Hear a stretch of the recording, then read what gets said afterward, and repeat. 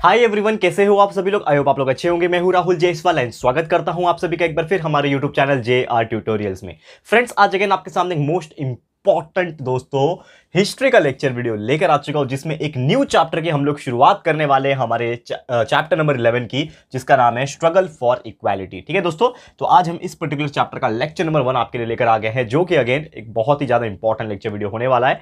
तो 8th standard के students हो जाओ तैयार हिस्ट्री का एक और नया चैप्टर पढ़ने के लिए, जिसका नाम है स्ट्रगल फॉर इक्वालिटी। तो ये चैप्टर किस बारे में, तो सबसे पहले मैं आपको बता दूं कि यार ये चैप्टर जो है इक्वालिटी के बारे में, यानी कि इक्वालिटी ये जो वर्ड आप सुनते हो, ठीक है ना। जैसे हम लोग परिवार में रहते हैं, तो परिवार में अगर 2 भाई है, एक बड़ा भाई एक छोटा भाई है, तो अक्सर जो है ना वो छोटे भाई को ज्यादा लाड प्यार मिलता है, बड़े भाई के ऊपर रिस्पॉन्सिबिलिटीज डाल दी जाती है। क्योंकि मेरे घर में भी लगभग ऐसा ही सीन है। मैं बड़ा हूँ, मेरा एक छोटा भाई आप जानते हो रोहन, मैंने JR व्लॉग्स में व्लॉगिंग में बहुत सारे उसके वीडियोस डाले हुए हैं, आप जाके चेक कर सकते हो JR व्लॉग्स। तो हमारे घर में ऐसा होता है कि जो बेसिकली रिस्पॉन्सिबिलिटी वाला काम रहता है वो मुझे दे दिया जाता है कि यार तू ये कर ले, तू बाहर चले जा, तू बैंक का काम कर ले, इसका कर ले, उसका कर ले, एंड बाकी जो भाई है उसकी जो चीज़ें है वो फुलफिल की जाती है। ठीक है, तो अक्सर ये होता है, यानी कि इक्वालिटी नहीं होती है। ठीक है ना, जो एक साथ होना चाहिए, समानता जिसको बोलते हैं, इक्वालिटी जिसको बोलते हैं, हम लोग परिवार में नहीं होती तो देश में कैसे होगी।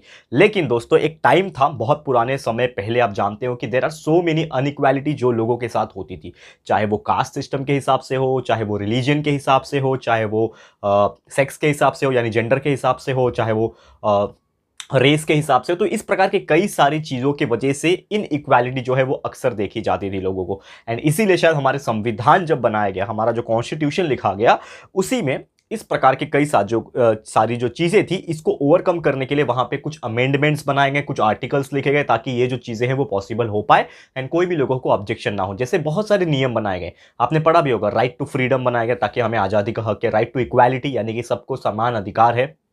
ठीक है, right against exploitation, right to liberty हो गया, right to freedom of speech हो गया, right to freedom of religion हो गया। इस प्रकार से कई सारी चीजें जो है वो आपने देखी होगी। ठीक है, तो वैसे ही इक्वालिटी जो होता है, यानी जो एकता होता है, इसको सही तरीके से प्रेजेंट करना, ये भी एक सबसे इंपॉर्टेंट चैलेंज होता है। ठीक है, और वही अगर हम बात करें कि हम मॉडर्न इंडिया की जब भी बात करते हैं, आफ्टर द इंडिपेंडेंस पीरियड की बात करते हैं, ये जो इक्वालिटी वर्ड है ये बहुत ज्यादा आगे जाके डेवलप होने लगा, क्योंकि लोग धीरे धीरे समझने लगे कि इक्वालिटी बहुत ज्यादा है। लेकिन आज के डेट में आप देखोगे कहीं ना कहीं, चलो वो सब चीज 2000 माफ कीजिएगा 1950 से ही चल रहा है, क्योंकि 1950 में संविधान आया, कॉन्स्टिट्यूशन आया, वो टाइम से ही चीजें आगे बढ़ रही है। लेकिन कहीं ना कहीं आप अगर इस टाइम देखोगे तो आज भी कहीं ना कहीं ऐसी जगह है जहां पे इनइक्वालिटी होता है, चाहे वो जेंडर के हिसाब से हो, चाहे वो कास्ट सिस्टम के हिसाब से हो, चाहे वो कोई भी रेस या फिर क्रीड या फिर कोई कलर के हिसाब से बोल दे।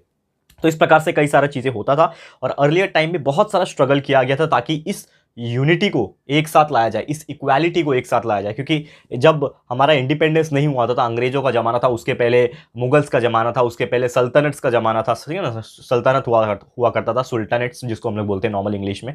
तो हर जमाने में कहीं ना कहीं एक अनइक्वालिटी इनइक्वालिटी होती थी। ठीक है, तो वो इनइक्वालिटी को ओवरकम करने के लिए बहुत सारे लोगों ने अपना यहाँ पे आंदोलन किया, बहुत सारे लोग सामने आए, बहुत सारे लोगों ने अपना ईच एंड एवरी पॉसिबल मेहनत किया, स्ट्रगल किया, तब जाके वो इक्वालिटी वाला संविधान जो है हमारे कॉन्स्टिट्यूशन में लिखा गया, आर्टिकल लिखा गया है। ठीक है, तो ये बहुत ज्यादा योगदान हमें भूलना नहीं चाहिए। तो वैसे ही बहुत सारे लोगों का योगदान क्या है वो हम इस चैप्टर के अंदर देखेंगे। तो पहला जो टॉपिक है, ऑफिशियल टॉपिक जो है वो है पीजेंट मूवमेंट। तो ये पीजेंट मूवमेंट क्या है, अब पीजेंट का मतलब क्या होता है, ये भी हम डिस्कस करेंगे। ध्यान से देख लेना, वीडियो को एंड तक देख लेना। बाकी के आपके जो चैप्टर्स है वो आपको प्लेलिस्ट में मिल जाएंगे, या फिर सर्च करोगे डायरेक्टली आपको सर्च मिल जाएंगे, चाहे वो हिस्ट्री के हो, ज्योग्राफी को हो, सिविक्स के हो, पॉलिटिकल साइंस। आपको तो पॉलिटिकल साइंस नहीं है, 9th स्टैंडर्ड को है, साइंस की बात कर ले या फिर मैथ्स की बात कर ले, हर एक चैप्टर हमारा कंप्लीट हो चुका है। आप सर्च बार में सर्च करके देख सकते हो, या फिर प्लेलिस्ट में हमने हर स्टैंडर्ड के हिसाब से वीडियोस अपलोड किए हुए हैं सब्जेक्ट वाइज, तो वो भी आप देख सकते हो जाके। ठीक है, और इंस्टाग्राम अगर है आप लोग का यूज करते हो तो प्लीज मुझे फॉलो कर लेना, लिंक आपको डिस्क्रिप्शन बॉक्स में मिल जाएगा।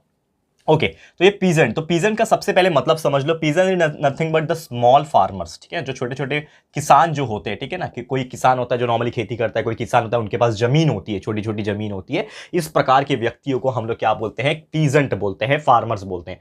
तो एक टाइम था जब ब्रिटिश का जब टाइम चल रहा था, आप जानते होंगे दोस्तों, वहां पे इंडिया के लोगों को बहुत ज्यादा परेशानी का सामना करना पड़ता था, because there are so many people, ऐसे इतने सारे लोग थे वहां पे जो कहीं ना कहीं पूरा डिपेंडेंट थे अपने जीवन के लिए। किसके ऊपर डिपेंडेंट थे, एग्रीकल्चर के ऊपर। यानी कि वो चुपचाप क्या करते थे दोस्तों, एग्रीकल्चर करते थे, खेती करते थे। ये सभी आप जानते होंगे, आपने हिस्ट्री तो बहुत अच्छी तरीके से पढ़ा होगा, हमने पढ़ाया है दोस्तों, 7वीं में 8वीं में हर जगह पढ़ाया हुआ है, तो आपको ये चीज पता होगा। तो गवर्नमेंट जो थी ब्रिटिश गवर्नमेंट, ये बहुत ही ज़्यादा खतरनाक गवर्नमेंट थी, क्योंकि ब्रिटिश तो अपना तिजोरी भरने आया था, उनको कोई फर्क नहीं पड़ता कि जो इंडियन फार्मर्स है, जो हिंदुस्तानी किसान भाई बहन हैं, उनको कोई भी पीड़ा हो जाए या फिर कोई भी तकलीफ हो जाए, वो जो गवर्नमेंट थी ब्रिटिश गवर्नमेंट, उनको कुछ नहीं फर्क पड़ता था। वो लोग को तो बस अपना टैक्स वसूल करना था, जो हम लोग टैक्स बोलते हैं लगान, दुगुना लगान देना पड़ेगा, तिगुना लगान देना पड़ेगा, ऐसा बोलते थे ब्रिटिश वाले। ठीक है, तो ये सब चीज़ें होती थी। तो ब्रिटिश गवर्नमेंट ने तो लैंड का भी रेवेन्यू सिस्टम का लेकर, tax revenue system, there are so many systems जो ब्रिटिश जो है पैसा लेती थी। तो नॉर्मली क्या हुआ कि जो ब्रिटिशर्स होते थे वो बड़े लोग के ऊपर ज़्यादा हाथ नहीं डालते थे। बड़े लोग कौन होते थे? लैंडलॉर्ड्स जो होते थे, बेसिकली जो ऊपर के लैंडलॉर्ड्स होते थे, और मनी लेंडर्स जो होते थे, जो मनी प्रोवाइड करते हैं, ठीक है ना, लैंडलॉर्ड्स, ठीक है, एंड मनी लेंडर्स जो होते थे नॉर्मली, ठीक है, उनके ऊपर ज़्यादा हाथ नहीं डालते थे, उल्टा उनको प्रोटेक्ट करते थे। बट बेसिकली जो छोटे किसान होते हैं, जिसको हम लोग पीजेंट बोलते हैं, ठीक है ना, जो छोटे मोटे किसान होते हैं, पीजेंट होते हैं, इनके ऊपर बहुत ज़्यादा रिस्ट्रिक्शंस होती थी, बहुत सारे रूल्स एंड रेगुलेशन जो है बनाए जाते थे। और खासकर पे बंगाल में आप देखोगे, जो पीजेंट थे बंगाल के, यहाँ पे उन्होंने एक अपना यूनियन बना लिया, क्योंकि जब ये चीज़ें हो रही थी, उनको ज़बरदस्ती उनसे काम करवाया जा रहा था और ये सब चीज़ें हो रही थी। तो यहाँ पे क्या हो गया कि जो बंगाल के जो पीजेंट थे ना, उनको ना एक बहुत ही अलग तरीके की फार्मिंग करने की एक तरीके से सजा सुनाई थी। बट सजा नहीं था, उनको जबरदस्ती प्रेशराइज किया जा रहा था। जैसे कि आप जानते हो कि जो किसान होता है उसका एक इंडिपेंडेंस होता है। आज के डेट में एक इंडिपेंडेंस ये है कि वो जो चाहे वो क्रॉप्स उगा सकता है। मतलब समझ लो मेरे पास खेत है, ठीक है, आपके राहुल सर के पास एक खेत है, खेत की जमीन है। अब राहुल सर को उसमें चावल उगाना है, गेहूं उगाना है, या फिर चने उगाने हैं, प्लांटिंग करना है, या फिर गोभी उगाना है, जो भी उगाना है वो उगाएंगे राहुल सर, ठीक है, क्योंकि राहुल सर का ये अधिकार है। लेकिन उस टाइम पे कुछ पीजेंट यानी कि कुछ फार्मर्स ऐसे होते थे जिनको वो अधिकार नहीं था। तो बंगाल में नॉर्मली क्या हुआ, ब्रिटिश ने जबरदस्ती फार्मर्स को इंडिगो को कल्टीवेट करने के लिए लगा दिया था। अब इंडिगो क्या होता है? नील। आप हिंदी में समझते होंगे अगर, नील, नील मतलब क्या होता है? जैसे कपड़े पे हम लोग वो नील डालते हैं ना, वो 4 बूंदों वाला ऐसा डालते हैं ना नील, ताकि वो थोड़ा सा ब्राइट हो जाए। तो वो नील बनता कैसे है? इंडिगो से। तो इंडिगो की फार्मिंग होती है, खेती होती है जो, तो वो इंडिगो की जबरदस्ती खेती करवाई जाती थी फार्मर्स लोग से। लेकिन फार्मर्स लोग को उससे ज्यादा प्रॉफिट नहीं है। इंडिगो बहुत ही सस्ते में बिकता था, कुछ प्रॉफिट नहीं था। बाटर सिस्टम के टाइम पे भी अगर आप चार गोनी अगर इंडिगो दोगे तो बदले में 1 गोनी चावल या फिर गेहूं मिलेगा। तो मतलब इतना बहुत ही चीप रेट में बिकता था। तो ये फार्मर्स लोग को पसंद नहीं था। इसीलिए जितने भी उस टाइम के फार्मर्स थे बंगाल के अंदर खास करके, उन्होंने यूनियन बना दिया और क्या कर दिया? रिवोल्ट कर दिया, यानी कि विद्रोह कर दिया। विद्रोह मतलब हम अब नहीं सुनेंगे, हम एक साथ मिलकर आंदोलन करेंगे, स्ट्राइक करेंगे, ठीक है ना, क्योंकि नाम में देखो क्या है, पीजेंट का आंदोलन। मूवमेंट का मतलब होता है आंदोलन। तो ये जितने भी पीजेंट लोग थे आपस में यूनियन बना लिया और एक दूसरे के साथ मिलकर उन्होंने क्या कर दिया, एकदम एक तरीके से रिवोल्ट कर दिया, आंदोलन करने की शुरुआत कर दी, ठीक है ना। और वहां पे उन्होंने क्या किया, नील दर्पण करके, ठीक है ना, जो कि एक दीन बंधु मित्र थे, उन्होंने एक तरीके से जो आम किसान है वहाँ पे पीजेंट जो है उनके बारे में दर्शाया था उसके अंदर दीन बंधु मित्रा ने, ठीक है। तो इस प्रकार की कई सारी चीज़ें हुई थी। और नॉर्मली अगर बात करें सेम महाराष्ट्र में भी, ठीक है ना, महाराष्ट्र जो आपका शहर है दोस्तों, आपका जो राज्य है, इसमें भी एक घटना हुई थी। तो 1875 में महाराष्ट्र में हुआ था।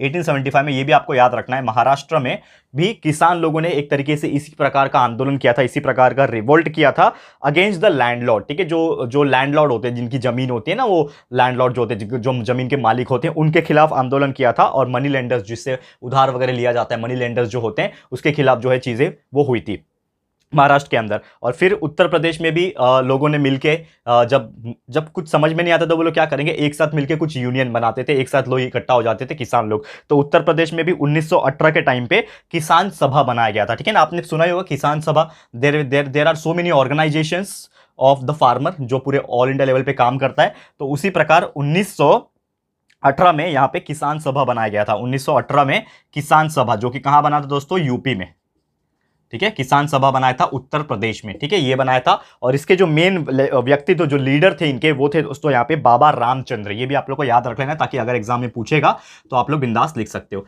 तो बाबा रामचंद्र करके व्यक्ति थे, इनके ही नेतृत्व में, यानी कि इनके ही लीडरशिप में ये 1918 में यूपी में किसान सभा का यूनियन बना था, एक तरीके से पीजेंट लोग का जितने भी थे। और साथ ही में ब्रिटिश गवर्नमेंट ने एक तरीके से बहुत ही ज़्यादा एक आवाज़ भी उठाई थी। मतलब आवाज़ क्या, ब्रिटिश गवर्नमेंट तो पूरा कंट्रोल कर सकता था। तो इसके लिए ब्रिटिश गवर्नमेंट के नज़र में आ गए थे ये लोग, और कहीं ना कहीं ब्रिटिश गवर्नमेंट ने पूरा इसको रोकने की कोशिश की थी। उसी प्रकार केरला में, ठीक है, जैसे यूपी में किसान सभा बनाया, वैसे केरला में भी एक इंसिडेंट हुआ था। तो केरला में लगभग यहाँ पे जो पीजेंट थे, ठीक है ना, उन्होंने भी एक आंदोलन किया था, एक जिसका नाम था दोस्तों यहाँ पे मोपला, ठीक है, मोपला पीजेंट बोलते हैं इसको, ठीक है। मोपला पीजेंट जो होते, मोपला जो फार्मर्स थे, उन्होंने केरला में भी एक तरीके से क्या किया था, रिवोल्ट किया था, आंदोलन किया था। लेकिन जब ब्रिटिश को इस बात का पता चला तो ब्रिटिश ने पूरा क्या कर दिया, इसको दबा दिया, पूरा क्रश कर दिया, सो दैट कि ये लोग आवाज ना उठा पाए। क्योंकि ब्रिटिश का काम एक ही था, ब्रिटिश जो है वो आंदोलन से डरते थे, क्योंकि उनको मालूम है कि जब पूरे इंडिया के लोग जब एक साथ इकट्ठा होकर खड़ा हो जाएंगे तो ब्रिटिश की हालत खराब हो जाएगी और उसको इंडिया छोड़ के भागना पड़ेगा। तो ब्रिटिश क्या करते थे, जब भी कोई चिंगारी उठती थी, यानी कि जब भी कोई आंदोलन की चिंगारी उठती थी, वो पहले ही उसको दबा देते थे ताकि यार ये बड़ी आवाज ना बन पाए। लेकिन कितने को दबाते हैं, करते करते करते करते एक टाइम आ ही गया कि बेचारे ब्रिटिश लोगों को भागना पड़ा इंडिया को छोड़ के। इस प्रकार से फिर 1936 में भी सेम एक ऐसी चीज हुआ। 1936 में देखो, इंडिपेंडेंस के काफी लगभग 10-11 साल पहले, तो 1936 में भी यहां पे क्या हो गया कि एक प्रोफेसर व्यक्ति थे जिनका नाम था एन जी रंगा। ठीक है, एन जी रंगा एक व्यक्ति थे। इन्होंने, इनके नेतृत्व में अगर बात करें, इन्होंने भी एक बहुत बड़ा ऑर्गेनाइजेशन फॉर्म करने में हेल्प किया जिसका नाम था दोस्तों अखिल भारतीय किसान सभा। ठीक है, ये भी आपको ध्यान में रखना है, अखिल भारतीय किसान सभा। ये नाम आपने सुना भी होगा, मैंने आपको बताया भी है कि हमारे इंडिया में बहुत सारे ऐसे फार्मर्स के ऑर्गेनाइजेशन है, ठीक है, जो आंदोलन में हेल्प करते हैं उनकी। और विदाउट एनी ऑर्गेनाइजेशन कोई भी आंदोलन सक्सेसफुल हो नहीं सकता। किसान आंदोलन के लिए भी किसान का ऑर्गेनाइजेशन होना चाहिए। जैसे कि एक ऑर्गेनाइजेशन जो हमने बताया आपको, किसान सभा भी एक ऑर्गेनाइजेशन है जो यूपी में है, ठीक है ना। फिर यहाँ पे एन जी रंगा के नेतृत्व में अखिल भारतीय किसान सभा भी बनाया गया। ठीक है, बाद में एक व्यक्ति थे जिनका नाम था स्वामी सहजानंद सारस्वत। ठीक है ना, तो वो भी क्या थे, उस ऑर्गेनाइजेशन के प्रेसिडेंट थे। ठीक है, ये भी आपको याद रखना है, स्वामी सज्जदानंद, ठीक है, सारस्वती, ये आपको ध्यान में रखना। और ये जो है ना पीजेंट के बारे में दर्शाता था, यानी कि जो आम फार्मर्स है, जो छोटे फार्मर्स है, उनके बारे में राय रखता था ये ऑर्गेनाइजेशन, उनको हेल्प करता था। और कहीं ना कहीं इसका जो हक था, जो राइट था, वो इंडियन नेशनल कांग्रेस के पास था। यानी कि कहीं ना कहीं कंट्रोलिंग जो पार्टी थी वो कौन थी, इंडियन नेशनल कांग्रेस थी, ऑब्वियसली वो टाइम पे रहेगा। और यहाँ पे बहुत सारे सेशंस होते थे, यानी कि एक मीटिंग वगैरह कंडक्ट होते थे इस कांग्रेस के, जो कि अक्सर देखा गया था। तो जो महाराष्ट्र में एक जगह है फैजापुर, ठीक है ना, फैजपुर करके एक जगह है महाराष्ट्र में, वहां पे ऐसे मीटिंग्स कंडक्ट होते थे, फरीजपुर महाराष्ट्र।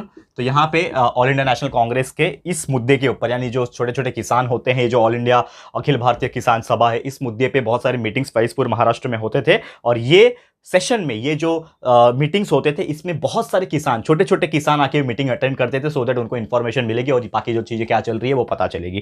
क्लियर है। फिर ऐसे ही एक टाइम आया 1938 के टाइम, 1938 में, देखो उसके 2 साल के बाद, 1936 के बाद 1938 में एक टाइम आया नॉर्मली, यहाँ पे जो ईस्टर्न इलाका है, आपको पता है ईस्टर्न खानदेशी इलाका जो है, ठीक है ना, ईस्टर्न खानदेशी जो इलाका है, ठीक है, वहां पे क्या हो गया कि जो बहुत सारे फसलें थे, यानी कि जो क्रॉप्स उगते हैं ना, फसल, वो बहुत सारे क्रॉप्स जो है बर्बाद हो गए ड्यू टू रेन। बहुत ज्यादा बारिश हो गई ईस्ट रीजन में, तो इसके वजह से क्या हो गया कि जो फसल थे वो क्या हो गए, बहुत सारे बर्बाद हो गए, जिसके वजह से जो फार्मर्स की जो स्थिति थी उस टाइम पे बहुत ज्यादा भयानक हो गई थी। क्योंकि अब फार्मर्स जो बेचारे, जो गरीब फार्मर्स होते हैं, जो छोटे फार्मर्स होते हैं, उनकी पूरी लाइफ डिपेंडेंट होती है एग्रीकल्चर के ऊपर। क्योंकि अगर वो खेती करके कुछ अनाज को उगाते हैं तो वही अनाज वो खाते हैं और वही अनाज को बेच के कुछ पैसे कमाते हैं। तो अगर वो खराब हो जाता है, वो फसल बर्बाद हो जाता है, तो बेचारे क्या करेंगे, भूखे मर जाएंगे, पैसे भी नहीं रहेंगे और अनाज भी नहीं रहेगा। तो बहुत बुरी स्थिति हो गई थी उनकी, बहुत खतरनाक सिचुएशन हो गई थी। और ये चीज को ओवरकम करने के लिए, ठीक है, तो यहां पे जो एक व्यक्ति थे जिनका नाम था साने गुरुजी, ठीक है, उन्होंने क्या किया, सुनो, साने गुरुजू करके व्यक्ति थे, उन्होंने क्या किया, लैंड रेवेन्यू कलेक्ट करने का फैसला किया। तो इन्होंने क्या किया, यहां पे उन्होंने बहुत सारे मीटिंग्स ऑर्गेनाइज किए, बहुत सारे प्रोफेशनल व्यक्ति के साथ ऑर्गेनाइज किए, और उन्होंने बहुत सारे आंदोलन किए, मार्च किया, ठीक है ना, किसके किसके दरवाजे पे जाके किया, कलेक्टर्स ऑफिस के सामने। क्योंकि देखो, अगर कलेक्टर ऑफिस के सामने जाएंगे तो ही लैंड रेवेन्यू सिस्टम को जो है वो माफी मिलेगी। क्योंकि देखो बदले में टैक्स देना पड़ता था। जैसे कि आप हिस्ट्री अगर पढ़े हो, मैंने 8th स्टैंडर्ड में पढ़ाया था एक चैप्टर के अंदर, मुझे याद है, उसमें मैंने आपको एक चीज बताया था कि पहले के जमाने का सिस्टम ये था कि आपके पास अगर खेत है, समझ लो आपके पास इतना बड़ा खेत है, तो आपके खेत में अगर क्रॉप उगता है, उसका अनाज का टैक्स वो भी देना पड़ेगा आपको, और एक लैंड का रेवेन्यू का टैक्स भी भरना पड़ेगा, यानी कि जो जमीन है उसका भी टैक्स भरना पड़ेगा।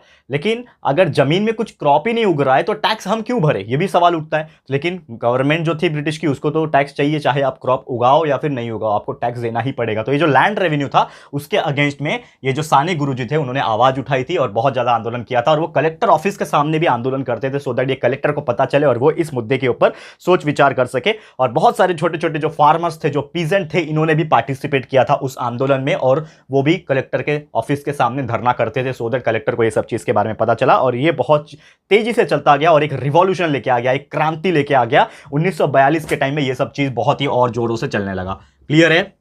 तो उम्मीद करता हूं कि ये चीज आपको बहुत अच्छी तरीके से समझ में आ गया होगा। ओके दोस्तों, तो इसी के साथ हम लोग ये जो आज का वीडियो है दोस्तों, आज का जो लेक्चर वीडियो है ये मैं समाप्त करना चाहूंगा, क्योंकि और भी ऐसे बहुत सारे टॉपिक्स हैं जो हम लोग कंटिन्यू करना चाहेंगे, लेकिन लेक्चर ज्यादा बड़ा ना हो जाए, इसके लिए हम लोग आगे की चीजें कंटिन्यू करेंगे हमारे अगले लेक्चर में, यानी कि लेक्चर नंबर 2 में। तो आप लोग बस बने रहना हमारे साथ और प्यार दिखाते रहना, ठीक है दोस्तों। तो आगे जो चीजें होंगी, वर्कर्स का कैसे यूनियन बना, और भी बहुत सारी ऐसी चीजें हैं जो हम लोग आगे के लेक्चर्स में डिस्कस करेंगे, ठीक है। तो आज का वीडियो बस हमें कमेंट करके बता देना कि ये वीडियो आपको कैसा लगा है, अपनी राय और सजेशन जरूर से दे देना दोस्तों। वीडियो अगर पसंद आया है, अच्छा लगा है दोस्तों, तो प्लीज वीडियो को लाइक कीजिएगा, शेयर जरूर से कर देना, अपने सारे फ्रेंड्स एंड रिलेटिव्स को फटाफट से शेयर करो, बताओ कितना ईजी चैप्टर है। बहुत सारे लोग हिस्ट्री में इग्नोर करके चले जाते हैं यार, लेकिन बहुत ईजी चैप्टर, तो प्लीज शेयर कर देना अपने दोस्तों को। एंड साथ ही में अगर आपने अभी तक इस चैनल को सब्सक्राइब नहीं किया है तो फटाफट से हमारे चैनल को सब्सक्राइब कर देना, साथ में एक बेल आइकन होता है उसको प्रेस कर देना, ताकि फ्यूचर में हम कभी भी कोई भी वीडियोस को अपलोड करेंगे तो आप लोग को नोटिफिकेशन मिलती रहेगी, ठीक है फ्रेंड्स। तो मिलते हैं हमारे अगले वीडियो में। ये वीडियो देखने के लिए thank you and good bye.